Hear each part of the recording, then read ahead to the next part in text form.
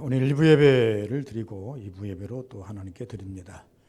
여러 가지로 불편함이 많지만 그래도 우리가 교회는 교회다워져야 되기 때문에 하나님께 드려지는 예배, 또 여기까지 올 수가 없어서 같이 예배를 공유하면서 인터넷으로 드려지는 우리 성도님도 계실 줄 믿습니다.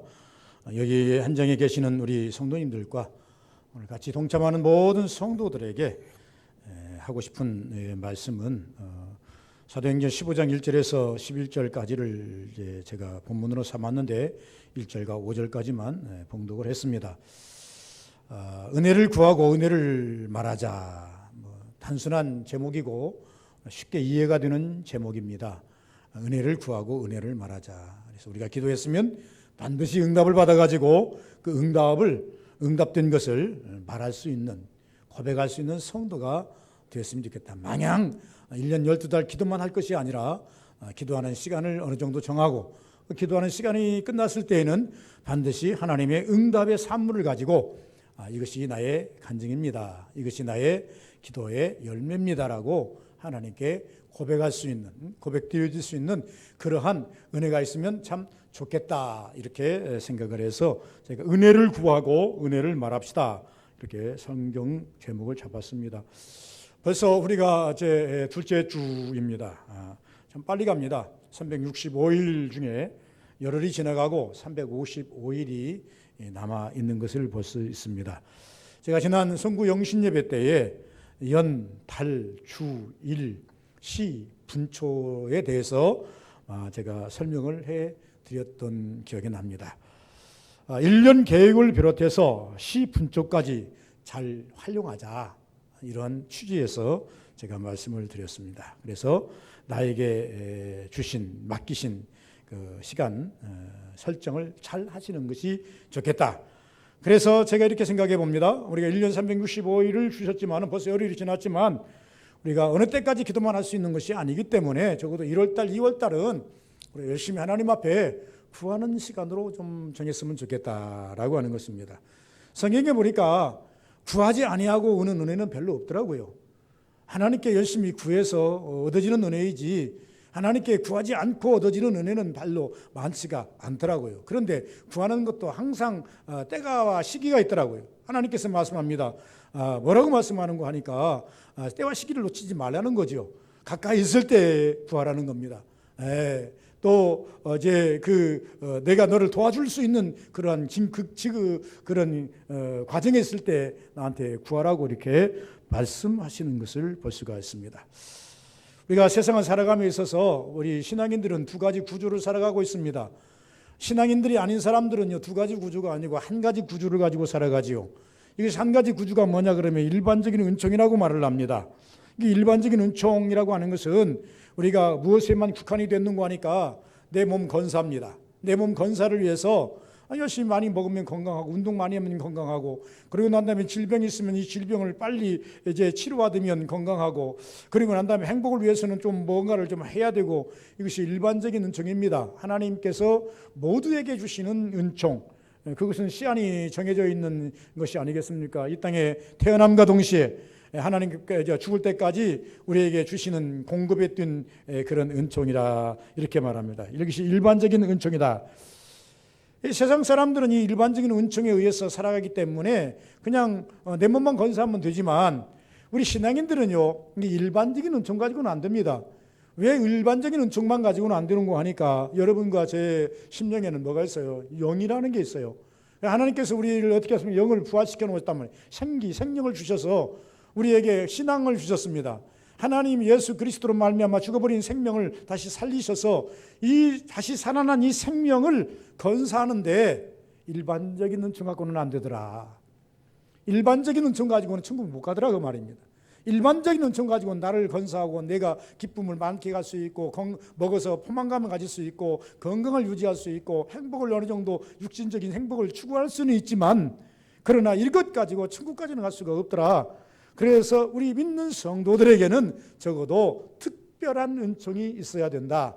이 특별한 은총, 여러분 이 일반적인 은총과 천국 가는 것처럼 특별한 은총을 가져야 되는데 여러분 우리가 잘 아시는 대로 우리가 일반적인 은총이라 할지라도 일반적인 은총이라 할지라도 코로나19 혹은 몇십 년 만에 오는 이 한파 이름 잘 지금 알고 있지 않습니까? 이건 일반적인 은총이 다 들어가는 거예요. 이 일반적인 은총이라 할지라도 우리 인간이 할 수 있는 것과 할 수 없는 것이 분명히 있습니다. 그러나 이런 것을 통해 가지고 우리가 이제 할 수 있는 것과 없는 것에 대해서 어느 정도 한계를 느끼지만, 그러나 더더군다나 영적인 문제를 가지고는 우리 인간이 어떻게 해볼 수 있는 방법은 아무것도 없습니다. 아무것도 없다, 이렇게 말씀하고 있다. 그래서 우리 성도들에게 하나님께서 주시고자 하는 은총이 있는데 특별한 은총입니다. 그걸 가리켜서 제가 오늘 설교 제목으로 말씀한 것처럼 은혜를 구하고, 하나님께서 많은 다양한 프로그램을 가지고 계세요. 내 개인에 대한 하나님께서 다양한 프로그램을 가지고 계신다, 그 말입니다. 일부에서 말씀을 드렸습니다만은 쉽게 말하면 이제 이렇습니다. 제가 이제 우리가 1년 365일을 쪼각쪼각 띄어서 분초까지 띄어서 이제 계획하라고 하는 것은 뭐냐 그러면, 하나님께서 주신 시간은 365일이고 시간 달 다 똑같습니다. 그러나 이것을 내가 적화시켜서 내 실정에 맞추어서 설계해서 하나님께 이것이 꼭 뭐 1년 동안 기도할 것이 아니라 이거 어느 때 분명히 이루어져야 되고, 이것은 하나님이 역사해 주셔야 되고, 이 부분은 이렇게 역사해 주셔야 되고, 맞춤형 아니겠습니까? 쉽게 말하면 이렇게 말씀드립니다. 목사인 제가 우리 성도들을 향해서 기도할 때, 하나님 아버지요, 우리 서부교회 성도님들, 이렇게 한마디로 기도할 수도 있겠으나, 그러나 제가 이름을 부르면서 기도하는 이유는 뭐냐면 여러분의 맞춤형 기도라, 그 말입니다. 맞춤형, 하나님이 이 성도에게는, 이 장로님에게, 이 집사님이, 권사님이 이 은혜가 있어야 되겠습니다. 제가 본 것입니다. 그러면 여러분 스스로 하나님 앞에서 기도할 때, 내게는 오늘 이것이 필요하다, 내게는 이것이 필요하다, 다 이게 자기의 적화된 그러한 계획들이 나올 거 아니겠습니까? 이것을 구해서, 이것을 하나님께 기도해서 받아서 그것을 통해서 내 영이 건강해지고 천국 가는 그날까지 우리가 정말로 믿음으로 힘있게 갈 수 있고, 그리고 난 다음에 이것은 하나님의 은혜라고 말할 수 있는 그런 성도가 되어야 된다는 겁니다. 그러므로 우리가 말하기를 은혜를 구하고 은혜를 말해야 된다라고 말합니다. 그래서 하나님께서는 우리에게 성도로 삼으시고 자녀 삼으시고 그냥 놔두는 것이 아니라 너를 향해서 많은 것을 준비하고 있으니 네가 구하면 내가 주겠다라고 말합니다. 그러면서 우리에게 주시는 말씀이 많지 않습니까? 첫 번째, 우리가 은혜를 구하라 그랬습니다. 그 은혜 중에서 최고의 큰 은혜가 무엇인가? 오늘 사도행전 15장 1절에 보면 바울 사도와 및 제자들이 복음 사역을 열심히 잘 하고 있는데, 예루살렘 교회에 혹은 최종대 제자들이 세운 교회에 지금 바울과 및 제자들은 사도행전을 거치면서 뭐를 말합니까? 구약은 싹 뺐어요. 구약은 빼버리고 구원은 오직 하나님의 은혜다. 천국 가는 것은 오직 하나님의 은혜다. 하나님 믿어야 된다. 하나님 믿는 것을 끝나는 것이 아니라 우리가 성령을 받아야 된다. 이것이 제자들이 외치는 외침이고 복음 아니겠어요? 그런데 어떤 사람들이 가만히 들어와서 뭘 했어요? 그것 갖고는 안 돼. 우리가 여기도 할례를 받아야 돼. 모세의 법대로 할례를 받지 아니하면 우리 천국 못 가. 이렇게 지금 걸고 나왔단 말입니다. 이 말이 틀린 말은 아니죠. 자, 우리가 시대를 분별합니다. 구약과 복음서와 성령 시대, 이렇게 말합니다. 구약, 예수님 오시기 전까지죠. 예수님 오시기 전까지는요, 할례가 대세였습니다. 할례를 받지 아니하면 이스라엘의 수에 들어가지 못합니다. 선민으로 들어갈 수가 없습니다. 선택된 민족으로 들어갈 수가 없습니다. 그래서 창세기도 보면 할례를 다 받습니다. 선택된 민족은. 심지어 모세도 어디로 가다가 애굽으로 향하다가 주의 사자가 나타나서 죽이려고 하니까 바로 자기 아들들의 그 할례를 행함으로 말미암아서 노임을 받습니다. 구약적으로 말한다고 한다면 할례가 답입니다. 그런데 지금 시대가 어느 시대입니까? 구약을 넘어서 복음서를 지나서 그 다음에 성령 시대입니다. 왜 제가 이렇게 말씀드린 거 하니까, 구약이란 만약에 이스라엘의 구약에 머물러 있다고 한다면 사도행전 15장의 사건 말씀대로 모세의 법대로 할례를 받아야 구원받는다는 말이 맞는 말입니다. 그러나 예수님께서 오셔서 뭘 선포하셨습니까? 믿으라고 선포하셨습니다. 믿으라고 선포하셨습니다. 믿는 자, 예수를 믿는 자는 다 이제 예수를 믿고 예수를 따르는 자에게 구원을 선물로 주시겠다라고 말씀하십니다. 그러면서 요한복음에 오셔서 16장, 14장, 16장에 오셔서 우리에게 말씀하시면서 사도행전 1장으로 넘어가면서 우리에게 말씀하셨습니다. 이제는 믿는 것 가지고는 안 되고 믿는 자에게는 무엇이 임해야 된다? 성령이 임해야 된다. 이것이 구원의 완성이다. 그러니까 구원은 받고 구원은 이루어가는 건데, 구원은 예수 그리스도의 이름으로 징표로 받고 성령의 도우심을 받고 천국 가는 그날까지 은혜를 덧입어야 된다. 이것이 이제 곧 말씀입니다. 그래서 이 부분을 지금 이제 이 죄의 종들이 말합니다. 어떤 자들이 와가지고 모세의 그 율법에 따라서 할례를 받아야 구원을 받는다. 그러니까 이것을 깨기 위해서, 맞다, 최고의 은혜는 구원인데 이 최고의 은혜의 구원을 받는 일에 있어서 우리의 행위가 앞서는 것은 아니다.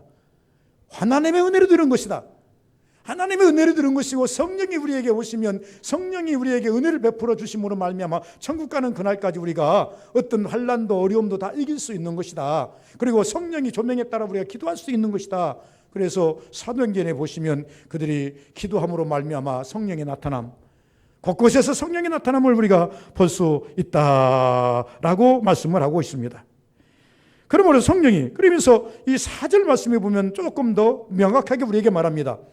4절, 예루살렘에 이르러 교회와 사도와 장로들에게 영접을 받고 하나님이 자기들과 곧 어제 바울과 바나바가 돌아와서 하는 얘기입니다.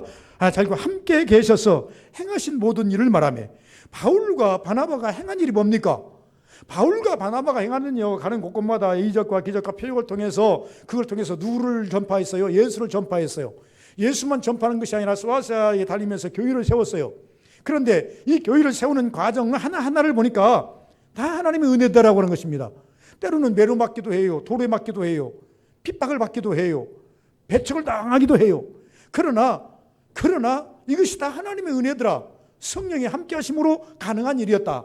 자기로서 자기 능력으로서는 할 수가 없었는데 성령이 함께 하심으로 가능할 수 있었다라고 하는 것을 지금 말씀하고 있다, 그 말입니다. 그러므로 바울 사도가 전도에서 전도 보고서를 보니까 하나님이 자기들과 함께 계시니 놀라운 역사가 일어나더라. 그것은 곧 성령의 역사다. 그러므로 오늘날 우리가 하나님의 일을 효과적으로 하려고 한다면 적어도 성령을 열심히 구하는 자, 그래서 은혜를 구하는 자가 되어야 된다. 은혜로 일을 해야지. 우리 힘으로, 우리 지혜로, 우리 가지고 있는 형편으로 일을 한다고 한다면 얼마나 일을 할 수가 있겠습니까? 만약에 바울이 가지고 있는 형편과 가지고 있는 그 능력으로 일한다면 그가 정말로 저 멀리까지 가서, 아덴까지 가서, 고린도까지 가서 복음을 증거할 수가 있었겠습니까? 가당치도 않습니다. 할 수도 없습니다. 그러므로 우리 서부교회가, 우리 서부교회 모든 성도들이 지금 연초 아닙니까? 연초이기 때문에, 적어도 1월달, 2월달은 여러분에게 주어진 그 사명들이 있을 겁니다. 계획들이 있을 것입니다. 그것이 육이든 영이든 그걸 따지지 마시고, 이든 육적인 일이든 영적인 일이든 다 하나님의 은혜 없이 할 수 없다는 것을 먼저 인지하시면서 열심히 은혜를 구하는 시간으로 정하고 기도했으면 좋겠다. 그래서 제가 아까도 말씀하셨지만 우리 성도님들을 위해서 기도할 때, 하나님, 서부교회 모든 성도들이요, 이렇게 한마디로 기도해도 되지만 이름을 부르는 것은 그 사람의 적화된, 그 사람에게 맞춤형의 기도를 하기 위해서 이름을 부르는 거예요.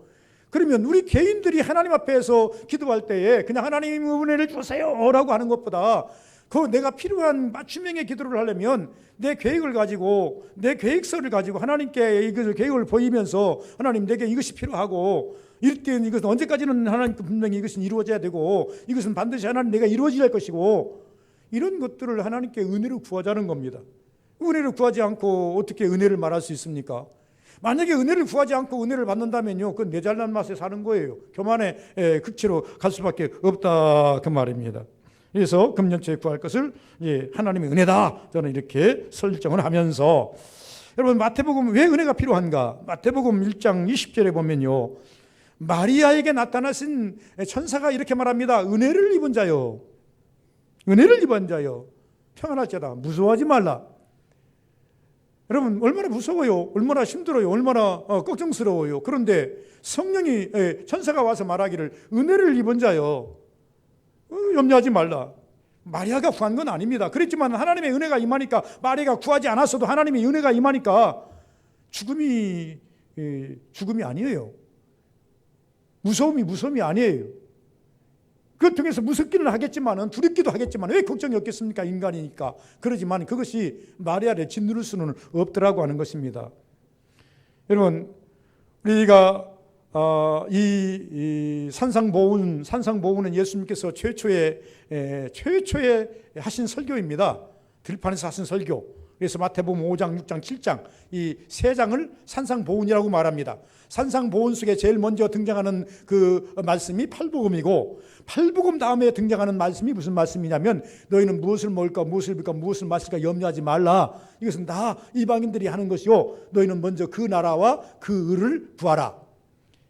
여러분, 예수님께서도 볼 때요, 이 먹고 쓰고 입는 것이 나쁘다고 말하지 않았어요. 그러나 우리에게 뭘 구하라? 하나님의 은혜를 먼저 구하라는 겁니다.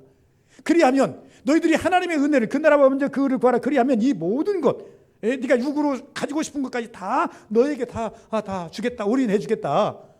그러니까 이 산상보훈에서 우리에게 주시는 첫 번째 교훈이 뭐냐면, 먼저 우리에게 은혜를 구하고 살아라. 그러면 그 영적인 은혜가 오면 육적인 것은 당연히 따라오게 돼 있다. 그러면서 이제 그것도 힘들면 기도문을 아예 가르쳐 주셨어요. 그 기도문이 뭡니까? 주기도문 아니겠습니까? 주기도문에 보면요, 주기도문 전문을 한번 읽어보시기 바랍니다. 그건 뭐냐 그러면 하나님의 은혜를 구하는 거예요. 하나님의 은혜를 구하는 거예요. 하늘에서 우리 아버지 이름이 거룩히 여기는 받으시며, 하나님을 높이고 난 다음에 그 높으신 하나님께로부터 우리가 받아 써야 할 것, 이루어야 될 것에 대해서 설명해 주시고 있는 것이다, 그 말입니다. 그러므로서 예수님이 가르쳐 주시는 것은 은혜를 구하는 방편을 가르쳐 주셨다. 제가 볼 때요, 이 산상보훈, 특별히 예수님께서 맨 처음 설교하신 그 설교 전문을 읽어보시면 제가 느끼기에는 그래요. 야, 은혜를 구하라고 우리에게 맨 먼저 입을 열어서 설교를 해주셨다. 그러니까 예수를 믿는 모든 성도들은 은혜 없이 사는 것은 광야와 같은 것이다, 사막과 같은 것이다, 이렇게 보시면 되겠다, 그 말입니다. 그래서 은혜를 구하는 것을 말씀했다. 창세기 6장 8절에 보시면요, 5절에 이렇게 말합니다. 세상이 악함으로 점점 치닫들어갈 때에 그러나 노아는 여호와께 은혜를 입었더라. 창세기 6장 5절에 보면 사람들이 점점 악하고 죄악으로 치달아가고 있었는데, 그러나 노아는 하나님의 은혜를 입었더라. 여러분, 누가 살아남았어요? 하나님의 은혜를 입은 자가 살아남았어요. 하나님의 은혜를 입었으면 그 은혜를 입고 그 은혜 안에서 방주를 짓는 일에 120년 동안 수고를 했지만, 그러나 하나님을 은혜를 입고 보니 방주도 짓을 수 있었던 것이고, 방주 짓는 것이 하나님을 위해서 짓는 것까지 생각했지만 결국은 자기 살기 위해서 진 거예요. 그럼 하나님께서 노아에게 무슨 은혜를 주셨어요? 그에게 생명의 은혜를 주신 것이고 구원의 은혜를 주신 것 아니겠어요? 그러나 구원을 이루기까지는요 120년이 걸렸어요. 힘들고 어려웠지요. 핍박도 있을 것이고 조롱도 있었을 것이고, 그리고 난 다음에 많은 물질도 투자해야 되기 때문에 여러 가지로 악조건도 많았을 거예요. 그리고 있다 할지라도 산 위에까지 나무를 끌어올린다고 하는 것이 그게 쉬운 문제가 아니에요. 이런 모든 것들을 다 감수해야 되지만은, 그럼에도 불구하고 이제 하나님께서 노아에게 은혜를 덧입혀 주시니 그 은혜를 가지고 살면서 나중에 은혜의 결과물을 갖다 딱 나타내는 것이 뭡니까? 방주 아니겠습니까? 은혜를 말할 때 노아를 말할 때 방주를 말하잖아요. 노아가 말할 때 뭐 하나님 은혜를 입었더라, 이것은 다 뒤로 하고 마지막 이제 팩트가 뭡니까? 방주 아니겠습니까? 노아를 말하면 방주. 뭐 다른 것 가지고 어떻게 잘 설명을 합니까? 방주 아니겠어요? 노아가 은혜를 구하고 은혜대로 살았더니 나중에 뭐가 나와요? 방주가 나오고, 방주는 구원과 미끄러가 되더라고 하는 것입니다. 여러분, 욥기서를 보시기 바랍니다. 욥은 항상 어떻게 했다 그랬어요? 자기 자녀들이 이 잔치를 하고 나면 자기 자녀가 10이나 되는데 이 10자녀의 이름을 부르면서 양 한 마리로 대신해서 그냥, 하나님 우리 아들들이 오늘 또 모여가지고 잔치를 했네요. 하나님 이들이 혹시 잘못한 것이면 용서하세요 하고 다 이렇게 그냥 드려도 될 것이고만. 욥은 그렇게 하지 않았어요. 10명 따로따로 이름을 불러가지고 따로따로 이름을 불러서 따로따로 하나님께 뭘 드렸어요? 제사를 드렸어요. 욥은 항상 그렇게 하였더라. 제가 아까 설명한 것처럼 목사가 그냥 우리 성도님들이요 하고 해버리면 끝날 것이지만, 우리 장로님, 누구 장로님, 누구 집사님, 누구 권사님 이름을 부르는 이유. 제가 우리 자녀들을 위해서 기도할 때 하나님 우리 자녀들 이제 둘밖에 안 되기 때문에 크게 뭐 할 것도 없는 두 자녀들 하나님께서 함께 하시고 축복해 주세요. 이렇게 말해도 되겠지만은 그러나 희락 이름 부르고 강의 이름을 부르고 며느리도 하나 생겼으니까 며느리 이름도 부르고 이 부르는 이유는 그러고 난 다음에 조금 더 이제 가족을 이제 펼쳐 보면은 조카도 보이고 가다 보면은 뭐 이제 형님도 보이고 이제 동생도 보이고 이 보이면 보이는 대로 자꾸 이게 나가는 것은 맞춤형의 기도예요. 기도하다 보면 그의 맞춤형의 그 은혜가 보여요. 아, 이 사람은 올해 이것이 필요하겠구나. 아, 이 사람은 이제 이 대사는 이것이 하나님께서 이 부분을 열어주셔야 되겠구나. 보이더라 그 말입니다. 그래서 욥도 마찬가지로 같이 잔치에 참여했지만 한 사람 한 사람 이름을 부르면서 하나님 앞에 제사를 드렸던 이유가 무엇일까 한번 생각해 봤더니 은혜를 구하는, 맞춤형의 은혜를 구하는 거예요. 우리는 적어도요, 우리가 다른 사람을 위해서 기도할 때 맞춤형의 은혜를 구해줘야 되고, 내가 내 문제를 가지고 하나님께 기도할 때도 여러분 맞춤형의 기도를 해야 돼요. 그냥 하나님 복을 주옵소서가 아니고 이것은 분명히 이루어져야 할 것이고 오늘까지는 이루어져야 할 것이고 어떻게 이루어져야 할 것입니다라고 하는 그런 은혜를 구하는 지혜가 있어야 되겠다 그 말입니다. 열왕기상 8장에 보니까요, 솔로몬이 성전을 지었어요. 솔로몬은 대단한 사람 아니겠어요? 왕 중에 왕 아닙니까? 그 왕보다 더 큰 왕이 어디 계세요? 모든 사람들이 부러워하는 왕 아니겠어요? 그런데 뭐 자기 아버지가 보통 다윗 아니에요. 다윗이 아들이 하나둘입니까? 압살롬도 있고 암몬도 있고 여러 아들들이 많이 있는데 그 아들 중에서 별로 그렇게 존재감 없는 솔로몬이 아버지의 뒤를 이어서 왕이 되었으면 그것으로 끝나는데 자기가 왕이 되고 보니 뭐가 필요합니까? 하나님의 은혜 없이 안 되더라 그 말입니다. 자기 왕이 되는 과정도 하나님의 은혜였지만 자기가 왕이 되고 난 다음에도 하나님의 은혜 없이는 못 하겠더라 그 말이에요. 그래서 그러니까 일천번제를 드리고 하나님께서 나타나셔서 묻지 않습니까? 솔로몬아, 내가 마음에 쏙 든다. 내가 너에게 뭘 해줄까? 한 가지만 구하라. 그러니까 솔로몬이 뭐라고 말합니까? 하나님, 나에게 지혜를 주옵소서. 나는 어린아이라 내 지혜를 가지고는 이 백성들을 다 다스릴 수가 없사오니, 이들을 내가 억압할 수가 없사오니 이들을 다스릴 수 있는 내게 지혜를 주옵소서. 뭘 구했다는 얘기입니까? 은혜를 구했다는 얘기예요. 부를. 그런데 그 다음에 뭐를 얘기합니까? 하나님께서 네가 어려운 것을 구했도다. 너는 부를 구하지 않고 장수도 구하지 않고 그 어려운 지혜를 구했단 말이냐. 그건 무슨 말이냐면 은혜를 구했다. 은혜 중에 은혜를 구했다는 얘기예요. 근데 부와 장수를 너에게 주리라. 그 은혜를 받고 난 다음에 이 솔로몬이 너무나 기분이 좋아가지고 뭘 짓습니까? 성전을 지어요. 성전을 짓고 난 다음에 뭘 합니까? 이제 헌당식을 해요. 헌당식을 하면서 이가 하나님 앞에 앉아서 은혜를 구하는 그 전문이 열왕기상 8장에 나와요. 크게 요약하면 네 가지로 나와요. 수없이 많은 거리가 있지만 제가 요약해 보니까 네 가지로 나와요. 하나는 주의 눈이 나와 항상 이곳에 함께하여 주옵소서. 주의 눈이 항상 이곳에 함께 오셔서 나를 바라보시고 다른 사람도 바라보시고 여기에 계셔서 누구라도 나를 비롯해서 누구라도 성전을 찾는 자들을 눈여겨보시옵소서. 왜 성전을 찾아야 돼요? 이스라엘 백성들이 왜 성전을 찾습니까? 오늘날 우리가 왜 성전을 찾습니까? 나를 보이기 위한 것 아니겠어요?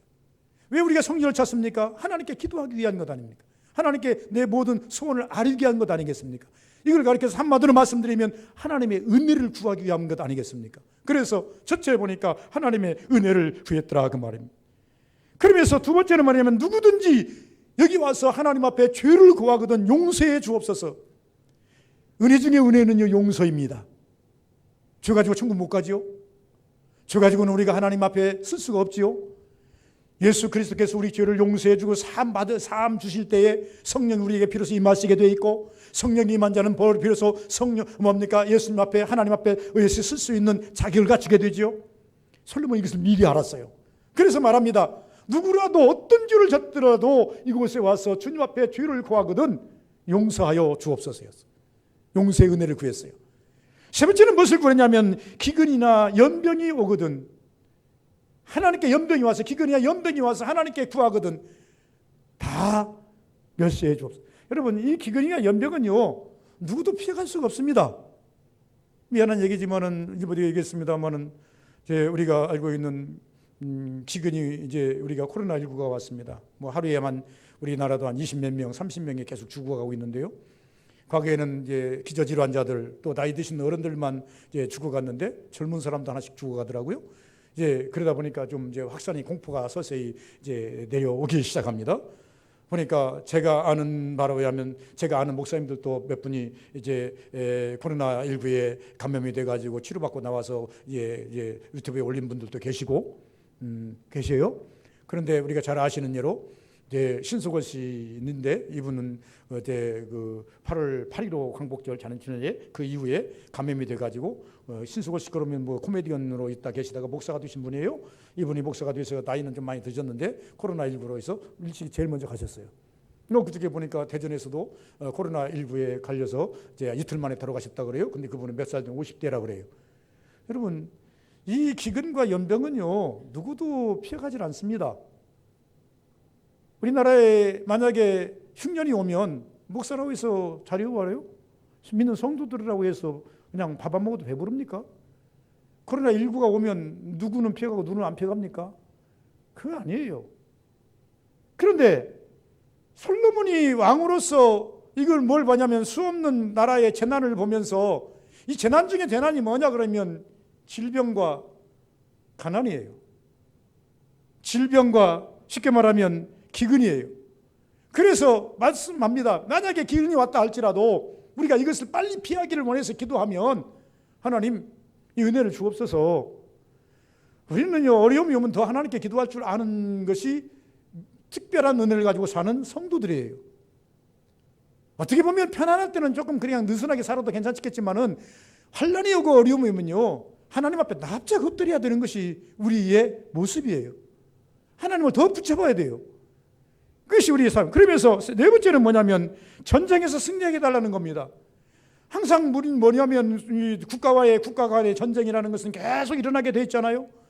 서로 뺏고 뺏기는 것이니까. 그래서 솔로몬이 말합니다. 전쟁이 일어나서 싸움이 있어서 우리가 기도하거든 전쟁에서 이기게 하옵소서. 솔로몬이 구하는 그 기도를 보니까 다 구했어요. 이런 것들을 하나님께서 해주지 아니하면 하나님이 함께 하시고 얼마나 좋은 은혜입니까? 주의 용서를 받아서 의인의 삶을 산다는 건 얼마나 좋은 은혜입니까? 기근이나 연병이 내게 가까이 못한다고 하는 것, 이 나라에 범접하지 못한다는 것은요 정말로 좋은 일 아니겠습니까? 그래서 제가 우리 서부교인들을 위해서 기도하는 기도 제목이 코로나19 시대에 제목이 있다고 그러지 않습니까? 하나님 양성자들과 동성을 같이 않게 하옵소서. 자리에 앉는 일 없게 하옵소서. 어리라도 이제 우리에게 그런 것들이 있지만은 면역력을 쉽게 말하면 슈퍼 바이러스라고 그러는데 이 슈퍼 바이러스를 이길 수 있는 것은 슈퍼 면역력이 있으면 되는 거 아니겠습니까? 면역력을 주어서 뭐 접촉한다고 해서 100%다 감염되는 건 아니더라고 보니까 1000명이 한 집단에 있는데 1000명이 다 감염되는 건 아니고 50%, 60%, 뭐 30% 이렇게 되지만 100%는 아니더라 그 말입니다. 살아남는 자가 있더라 그 말입니다. 예를 들어서 스페인 독감이 5,000만 명이라지만 살아남은 자가 있어요. 예를 들어서 이제 주후 168년부터 시작해서 180년도까지 있어서 이제 그 로마의 전염병이 있을 때도 인구 50%가 죽어가서도 50%는 살아남았어요. 하나님께서 이것이 뭐냐 그러면 지키시는 은혜예요. 그래서 그것을 알았던 누굽니까? 솔로몬이 하나님께 기도하는 거예요.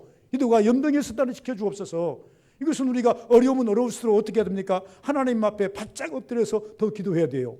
내 교회를 지키시고 내 가정을 지키시고 나를 지키시고 이 나라 민족을 지켜달라고 하나님께 기도하는 것이 구국기도자요. 가정을 지키는 자요. 교회를 지키는 자요. 나를 지키는 자가 될 수 있다라고 하는 것입니다. 전쟁에서 승리자들을 여러분 사무엘상을 보면요. 사무엘상 1장에서 6장까지를 보면 참 이스라엘의 비극이 와요. 무슨 말 블레셋이 쳐들어와 가지고 이제 전쟁이 일어났는데 홈리와 비나스는 헛짓거리 하다가 뭘까지 뺏겨요. 자기도 죽어버리죠. 법궤도 뺏겨버려요. 자기 아버지 엘리 세상도 죽어버려요. 나다가 암울해져 버렸어요.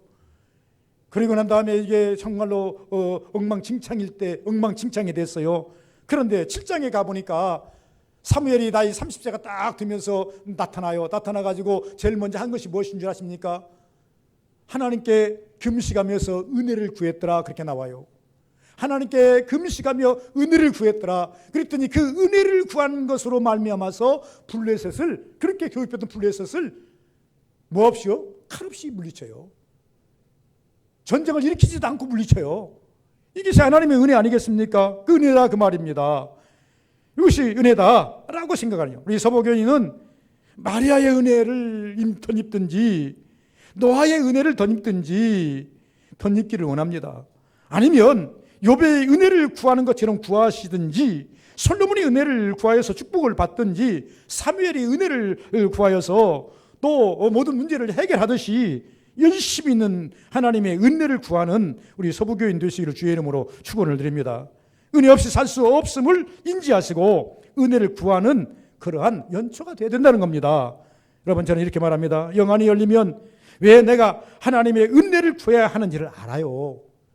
영안이 열리지 않으면요, 내 힘, 내 지혜, 내 능력 가지고 살려고 했어요. 일반적인 은총 가지고 특별한 은총을 넘어서려고 했어요. 그러나 우리가 영안이 열리면 여러분, 모든 것은 은혜로, 하나님의 주신 특별한 은총과 은혜로 내 육적인도 다 해결하려고 노력해요. 예수께서 말씀했지 않습니까? 분명히 마태복음의 6장에 보면 말씀하지만 너희는 먼저 그 나라와 그를 구하라. 그 앞에 뭐라 그랬어요? 무엇을 마실까, 무엇을 입을까, 무엇을 입을까 염려하지 말라. 이것은 무엇입니까? 육적인 것 아닙니까? 육적인 것인데 예수께서 뭐라? 이것을 먼저 구하지 말라는 겁니다. 특별한 은혜를 구해라. 특별한 은혜를 구해가지고 이것을 해결해라. 만약에 육적인 것을 구해가지고 영적인 것은 해결 못된다. 그러나 영적인 것을 구하면 육적인 것은 자연히 해결된다. 쉬운 방법을 우리에게 가르쳐 주셨다는 것입니다. 마지막 두 번째는요, 은혜를 말해야 됩니다. 은혜를 말해야 되는데 11절 한번 보실까요? 그러나 우리는 그들이 우리와 동일하게 주 예수의 은혜로 구원받은 줄을 믿노라. 바울 사도가 신라가 아무리 복음을 증거하면서 열심히 일을 했어도 결과를 하나님께 영광을 돌리는 거예요. 영광을 돌리는 것이다 라고 하는 것을 벗는 결과물. 제가 이렇게 설명을 하죠. 우리 서부교인들 많은 체험이 있어야 된다. 체험을 말할 수 있어야 된다. 그것이 하나님의 은혜를 말하는 겁니다. 많은 분들이 체험을 말합니다. 체험을 말하는 분들마다 다 뭘 말합니까? 하나님의 은혜를 말합니다. 내가 살아온 것이, 내가 지금까지 이 과정이, 이 문제가 다 있다 이렇게 말합니다. 여러분 잘 아시는 예로 히브리서 11장에는 은혜의 사람들이 은혜를 말하고 있습니다. 은혜로 살았던 사람들이, 은혜의 사람들이 11장이 다 은혜의 사람들입니다. 하나님의 은혜를 덧입은 사람들이에요. 그런데 이 은혜를 덧입은 사람들이 그 결과물을 은혜로 말합니다. 하나님의 은혜로 믿음을 앞세웠더니, 기도를 앞세웠더니, 그리고 난 다음에 하나님 앞에 믿음을 보였더니 하나님께서 그를 의로 여기서 은혜를 듬뿍 주어서 그 어려운 상황에서 다 죽는데 살더라. 불 속에서도 살아남더라. 광야에서도 살아남더라. 홍해에서도 살아남더라. 이런 얘기를 수없이 하는 것을 우리가 볼 수 있다 그 말입니다. 여러분 히브리서 11장과 출애굽기를 보시면 모세가 홍해를 건너는 순간을 한번 연상해 보시기 바랍니다. 어쩌다 어떻게 해서 하나님께 기도했더니 하나님께서 지팡이를 내밀었더니 물이 홍해가 쫙 갈라집니다. 홍해가 쫙 갈라지는데 두렵습니다. 왜? 한 번도 가보지 않은 길 아닙니까? 인간이 다닐 수 없는 길이에요.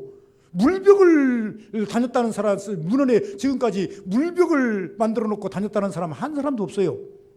한 문헌도 없어요. 그런데 물벽을 만들어 놓고 가라 그러니 누군들 쉽게 갈 수 있겠습니까? 두렵지요. 이 물이 언제 다시 이렇게 합쳐져 가지고 수장될지 알 수 없는 그런 상황 아니겠습니까? 두렵지요. 그런데 뒤에서는요, 애국 군대들이 말굽소리를 내면서 그냥 말소리를 내면서 호함소리를 지르면서 막 따라온단 말입니다. 이 사람들은요, 에이를 데리고 가지고 짐승 데리고 가지고 얼마나 발걸음이 더딘지 몰라요. 그런데 애굽 사람들은 막 말굽을 타고 오니 하니 얼마나 두렵겠습니까? 그런데 성경에 보니까 뭐라 그랬어요? 이스라엘 사람들이 가는 곳은 마른 땅 같고 애굽 군대들이 오는 것은요, 진흙벌이에요. 그러니까 이 어떻게 보면요, 애굽 백성들이 이스라엘 백성들을 따라잡는 속도가 이스라엘 백성들이 더딘 발걸음으로 바닷길을, 홍해길을 건너는 속도보다 더 느린 거예요. 그러나 그 순간에는 두려움이 있기 때문에, 그 순간에는요, 이제 두렵고 떨리기 때문에 아무 생각 없어요. 그리고 그들이 마지막에 홍해를 건너서 딱 나왔을 때 뒤돌아보니 하나님의 은혜였더라는 것이죠. 한 사람도 수장된 사람 없고 낙오된 사람 없고, 그리고 난 다음에 자기들이 다 빠져나오기까지 물벽이 그대로 건재하고 있고, 그리고 난 다음에 생명 잃은 것도 물질 잃은 것도 없어요. 뒤돌아보니. 그런데 애굽 백성은 어떻게 됐습니까? 애굽 군대는요, 다 물속에서 허우적거리고 있고 다 수장돼서 한 사람도 살아남지 못하는 그런 길을 보았어요. 쉽게 말씀드렸습니다. 같은 길인데, 아니 이스라엘이 걷는 길이나 애굽 사람이 걷는 길이나 같은 길인데 하나님의 은혜를 통해서 걷는 사람들은 살아남고, 하나님의 은혜 없이 자기의 그 기구를 통해서 자기의 의협심을 가지고 걷는 사람들은 다 죽어버렸다라고 말입니다.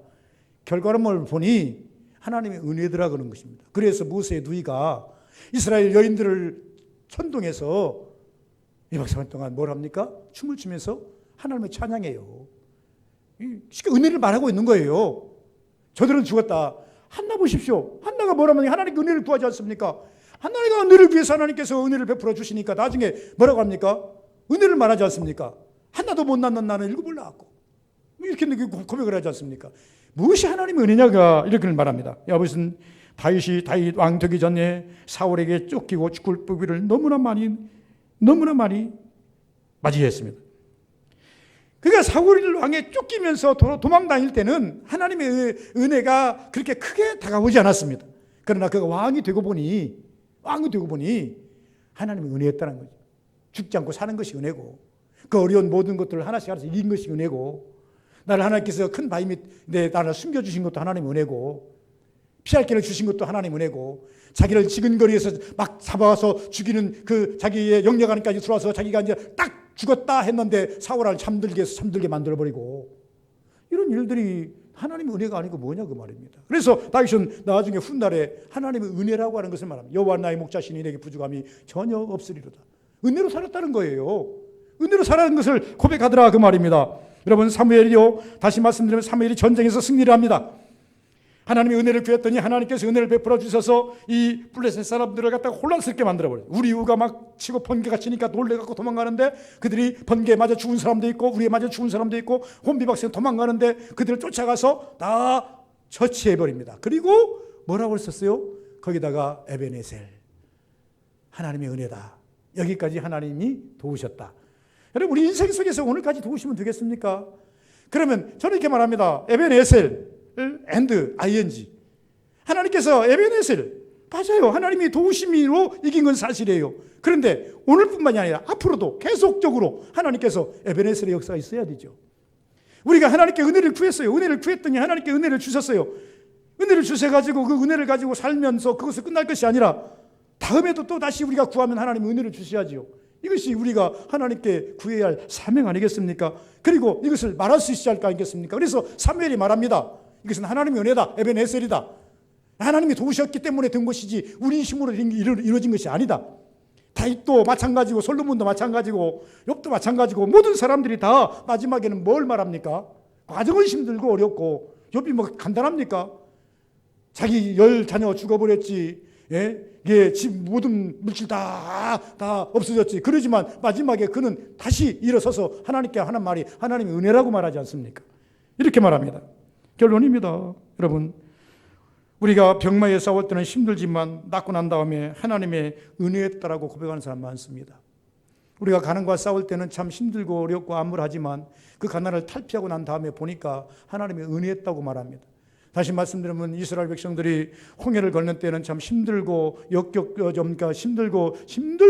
힘들었지만 홍해를 건너고 난 다음에 뒤돌아봤을 때는 하나님의 은혜로다라고 말한 것처럼, 여러분, 우리가 기도할 때 우리가 하나님의 의를 이룰 때는 힘듭니다. 사실적으로 힘듭니다. 그러나 우리는 뭘 말해야 돼요? 그 과정 하나까지라도 우리가 은혜를 구했으면 하나님의 은혜를 말할 수 있어야 됩니다. 그래서 우리 서부교인들은 1, 2월달 열심히 하나님의 은혜를 구하시고 3월달부터는 열매를 많이 따시면서 하나님의 은혜입니다. 그러게 했는데 다시 ing 또다시 하나님 기도하오니 또다시 이루어 주옵소서. 또 다른 열매를 따게 하옵소서. 또 다른 결과물을 보게 하옵소서. 그래서 1년 동안 열심히 하나님의 은혜를 구하시고 은혜를 말할 수 있는 우리 성도님들 되시기를 주의 이름으로 축원을 드립니다. 기도합니다. 거룩하신 아버지 감사합니다. 복되게 하시고 은혜롭게 하시고 능력 있게 하시고 권세 있게 하여 주옵소서. 성령 충만케 하여 주옵소서.